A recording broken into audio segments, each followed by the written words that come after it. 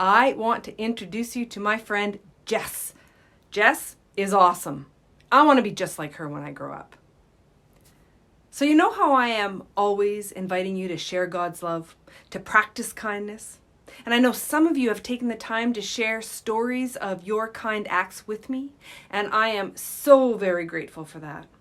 Every time I hear about how others are being kind, spreading joy and love in the world, it just makes my heart so happy, and it gives me hope. Well, Jess is someone who gives me lots of hope because her whole life is about sharing God's love by bringing joy into other people's lives. And how is she bringing all this joy? With socks. Yeah, that's right. It's all about socks. And these aren't just ordinary socks. These are socks that have been filled with love. So I'm going to let Jess introduce herself to you now and tell you all about the sock project. And then we'll talk a little bit more when she's done. So here's Jess.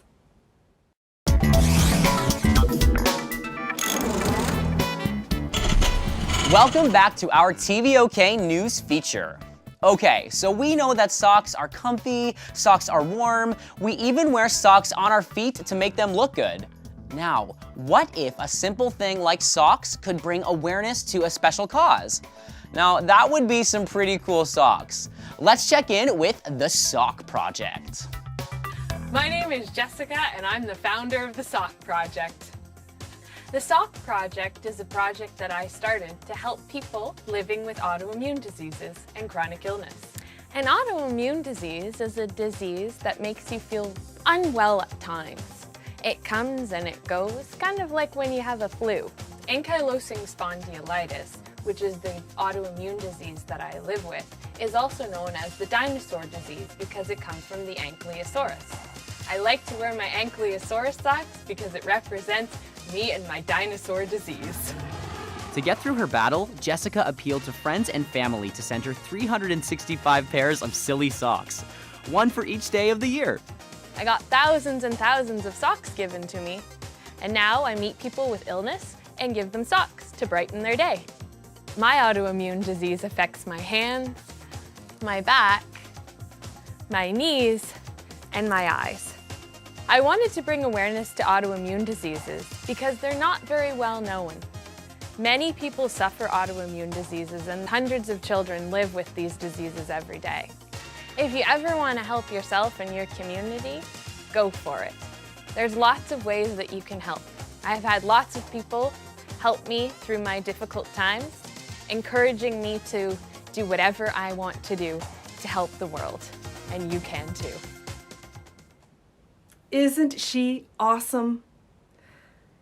If you would like to send Jess some socks, or if you know someone who might need to experience the joy that her socks offer, look her up. You can just search for the Sock Project and find everything you need online, and I will also put a link along with this video.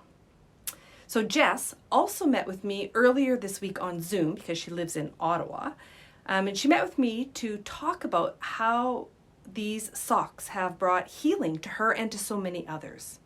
There are many Bible stories of Jesus healing. And Jess helped me to understand the difference between healing and cure. She will never be cured from her chronic condition, but she has experienced healing in her heart, in her mind, in her spirit, by wearing her own colorful socks and also by sharing those socks with others who need it. And we all need healing sometimes. Even if we aren't sick or have a chronic condition, even when we're feeling physically well, our hearts can feel heavy sometimes. And I don't know about you, but when my heart is feeling heavy, my body feels pretty heavy too. And it's hard to do the things I really enjoy doing. When I spoke with Jess, she talked about the importance of community for healing to happen.